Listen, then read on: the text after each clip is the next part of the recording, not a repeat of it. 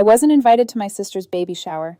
He said it was just close friends and family. I said, "Aren't I both?" She left me on red, so I mailed her a gift she'll never forget. She opened it at the party, and then her husband called me screaming.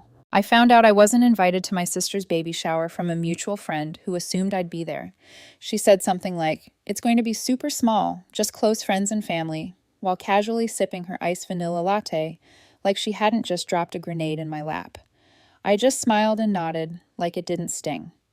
Like I hadn't lent that same sister almost $4,000 2 months earlier when her husband lost a chunk of their savings in some crypto disaster. Like I hadn't helped her move into her new house when she was 8 weeks pregnant and throwing up every other hour. Like I hadn't stayed up until 2 a.m. with her on FaceTime talking about stroller brands and which names sounded strong but not pretentious. I went home, sat in my car in the driveway, and just stared at my phone. That line kept echoing, close friends and family. So I texted her just that, just the words, "Aren't I both?" She read it within 5 minutes. I saw the little red stamp pop up and then nothing. 4 hours, then days. She didn't respond, didn't call, didn't even send a thumbs up emoji, just silence, like I hadn't helped her pay off her credit card debt, like I wasn't the one who covered half the bill for her gender reveal cake because her husband forgot to budget for it. I'd be lying if I said I wasn't obsessing. I kept checking my phone like some sad teenager waiting for a text back. I replayed every conversation we'd had over the past year, wondering if I'd unknowingly crossed some invisible boundary, but I couldn't find anything. And then to make it worse, I saw who was invited. Her coworker from the marketing team, a girl from her prenatal yoga class, someone she met in a Mommy T2B Facebook group. These were the people in the photos tagged with cutesy captions like "My Tribe" and "Couldn't have done it without these ladies." I sat there staring at my screen, trying to swallow the lump in my throat. At first, I told myself to be the bigger person, that maybe she had a reason, that maybe it really was a small event, and maybe she thought I'd be too busy or didn't want to make me feel obligated. But that hope fizzled fast, because the truth was uglier. She didn't want me there. No explanation, no conversation, just cut out like I was a distant cousin she barely knew. I wasn't mad yet. I was humiliated, embarrassed that I thought we were closer than we were, that I thought she saw me as more than a walking wallet or free labor. But the anger came eventually, quietly, pulled like a switch flipped. I didn't want to blow up her phone or confront her. I didn't want to beg for a seat at her stupid party. So I mailed her a gift, wrapped it nicely, paid for the fastest delivery, made sure it would arrive the day of her shower. And what she opened in front of her new tribe, well, let's just say her husband ended up calling me, not to say thank you. He was screaming so loud I had to hold the phone away from my ear. The box was the kind that gets attention. Wrapped clean in matte ivory paper, soft blue ribbon tied with perfect symmetry. No card, just her name on the tag. I made sure it looked elegant, expensive, and exactly like the kind of gift someone like her would want to show off before opening, because I knew she would. She always did. Inside was a printed stack of receipts, not just a random pile. I spent over an hour organizing them in date order, highlighting amounts in bold, some from Venmo, some from old emails, and a few handwritten IOUs she probably assumed I'd forgotten about.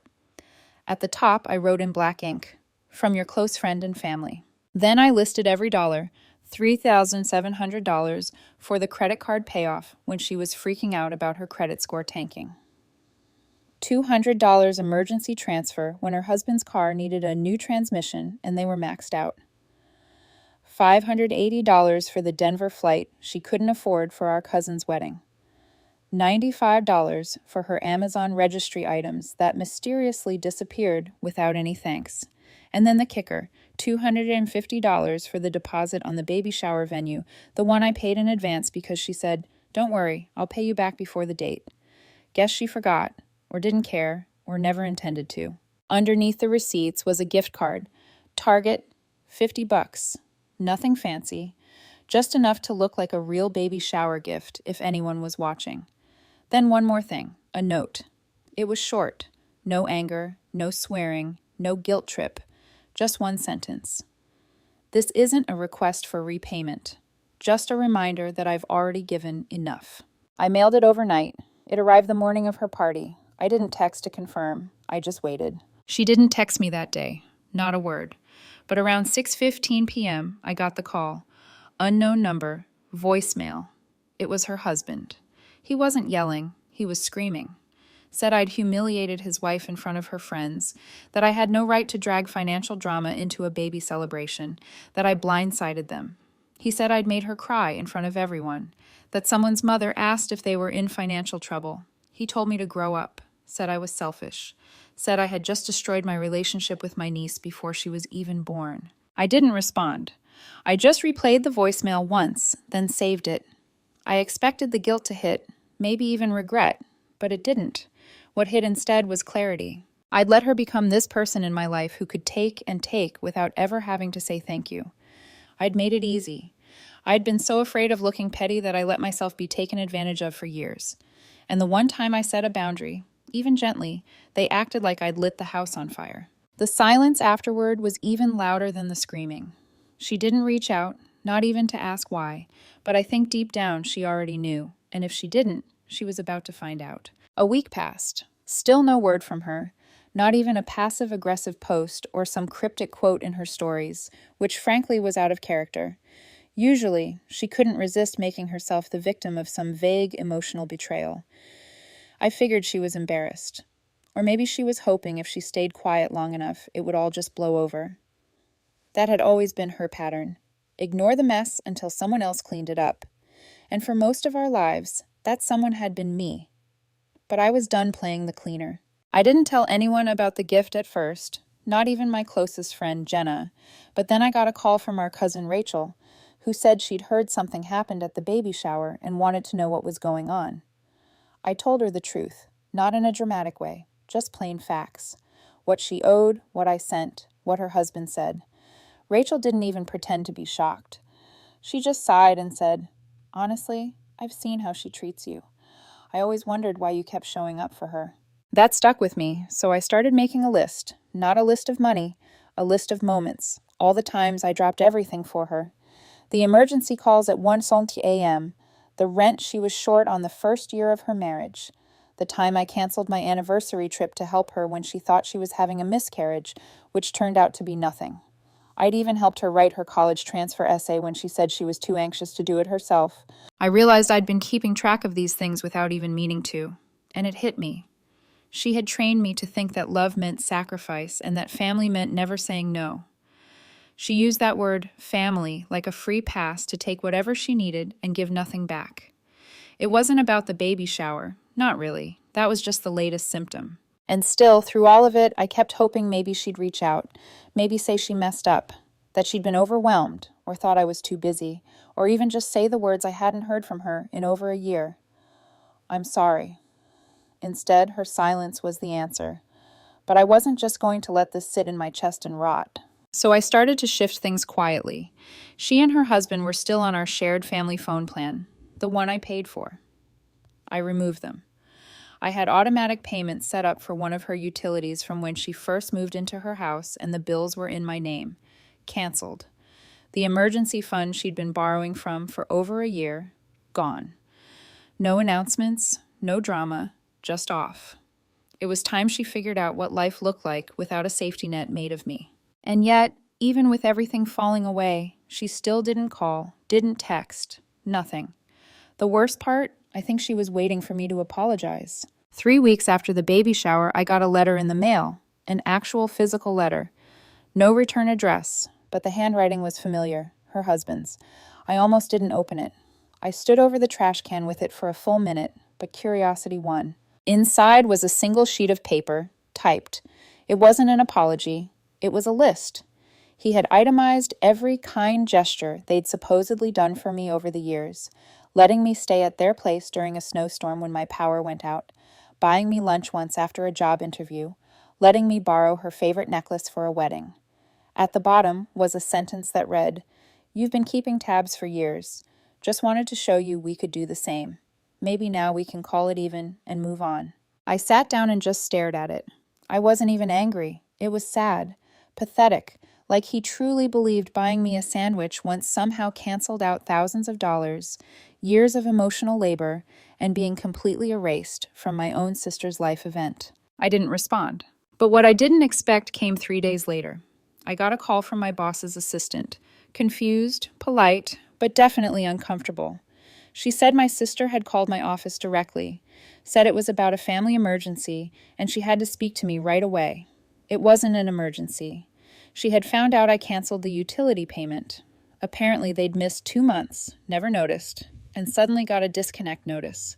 And when she tried to get it sorted, she found the account wasn't in her name. I guess it finally dawned on her just how much of her life I'd been quietly propping up.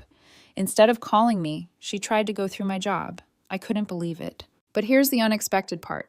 My boss overheard the call, and later that day she asked if I was okay. I told her everything. Not in detail, but just enough. I was tired of pretending everything in my life was fine when it wasn't, and that conversation, it shifted something. She offered me a week off, said I should go somewhere, anywhere, just reset. So I booked a solo trip to Arizona, a quiet resort, off-season, no kids, no noise. I didn't tell anyone where I was going except Jenna. And while I was sitting by the pool on my third day there, sipping something frozen and ridiculous, I got a text from my sister. Just one line, you didn't have to make a scene. A scene. After everything, that was her takeaway. And that's when I knew there was no apology coming, no breakthrough, no, you were right, or I'm sorry I hurt you. She'd rather see me as dramatic than face the truth about herself. And honestly, I think I was finally okay with that. After that text, you didn't have to make a scene. I stared at it for a while, just shaking my head. No context, no apology, no hint of understanding. She genuinely thought I was the one who crossed the line. Not her silence, not the years of unacknowledged help, not the way she cut me out of something as personal as a baby shower. No. The real problem was that I embarrassed her. It hit me then. She didn't want a sister. She wanted a service. And I'd been providing that service for free since I was 16. The next day, I sat down and wrote out everything she still owed me. Not to send, just for myself. When I saw the number at the bottom, I didn't even flinch. I just stared at it like it was someone else's bill. Someone stupid, someone who should have known better. I called my dad, told him the full story. Not for permission, not for sympathy. I just needed someone to know that I was done. For good. No more calls when she needed money. No more pretending we were close when we hadn't been for years. I said flat out I wasn't going to be her fallback anymore. He didn't try to talk me out of it. He just said, "You've always been the one holding it all together. Maybe it's her turn to learn what that actually means." It felt like the first time someone in our family saw it for what it was. That shook me more than anything. But of course, word got out. 2 days later, my aunt called, said she wasn't choosing sides, but thought I should know that my sister had been saying I was trying to control her life with money, that I was toxic, manipulative. She was telling people I'd demanded repayment at her baby shower in front of guests, that I'd made a scene and stormed out. Which was funny, because I wasn't even invited in the first place. The narrative flipped so fast it gave me whiplash. What she didn't realize, or maybe didn't care about, was that the people she was talking to knew me, really knew me. They'd seen the things I'd done for her over the years, and some of them started reaching out privately. Quiet texts, quiet calls, saying they understood, that they were sorry, that they were starting to see it. But I didn't want sympathy. I didn't want validation. I wanted peace. So I made my last move. I texted her. Just one message. Keep the money. All of it. I don't care anymore. Don't pay me back. I'm out. I'm not doing this relationship anymore. You win. We're done. And then I blocked her. A few hours later, her husband called from a different number. I didn't pick up. He sent a message instead. So you're just going to forgive thousands in debt to make a point? That's insane. But it wasn't insane. It was liberation.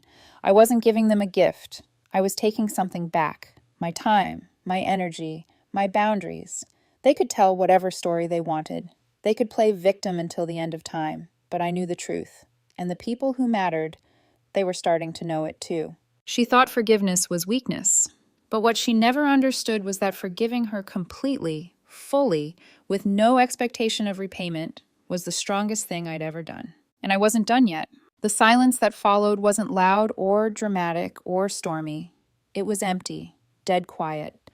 the kind of silence that doesn't wait to be filled. It just stretches out, endless. And I think that's when I realized something important. She wasn't shocked. She wasn't hurt. She was fine. Life moved on for her. And it was supposed to hurt, I think. But it didn't. At first, yeah, I caught myself replaying everything, wondering if maybe I'd overreacted or gone too far. That little voice in the back of my head, the one she spent years feeding, kept whispering, "What if she really didn't mean it that way? What if you misunderstood?" But then I'd remember all the times I excused her before, all the times I let things go, swallowed the hurt, cleaned up the mess. And where did that ever get me? Nowhere. People around me started weighing in. Cousins, friends, even coworkers. Some of them knew the whole story. Some only knew the surface. But the common advice was the same. Just let it go. She's not going to change. She never was. Even the ones who tried to stay neutral eventually admitted she had always leaned on me a little too hard, taken advantage of my generosity a little too often, and played the helpless card when it suited her. Even our mom, who used to constantly say, "She's just going through a lot," stopped defending her. I started doing little things I didn't realize I'd avoided, buying myself things without guilt, saying no without needing an excuse, not looking at every unexpected text like it might be a new crisis I had to fix. The absence of her chaos started to feel like a form of therapy. One day, while clearing out old files from my computer, I found the original spreadsheet where I tracked the money she owed. It wasn't just numbers. It had dates, notes, little comments I'd added to remind myself of why I sent each payment. Emergency dental visit, said she'd pay me back Friday, said they were about to lose power. I stared at it for a long time, not angry, just tired. Then I deleted it. No second copy, no backup, gone. That was my real moment of forgiveness. Not the performative kind. Not the "look how evolved I am" kind. The kind that says, "You don't owe me anything anymore, but you also don't get access to me anymore either." Forgiveness without reconciliation. People confuse those two a lot. But sometimes the most loving thing you can do for yourself is to forgive someone completely and still never speak to them again. And her debt, that was the easiest part to forgive. The money was already gone. Holding it over her head was just me dragging a weight I didn't need anymore. I forgave it. All of it. But the part that changed me was the decision to detach. Truly detach from who she used to be in my life. Not because I wanted her to feel pain, but because I didn't want to keep handing her the tools to hurt me and then acting surprised when she used them. She never apologized. Not once.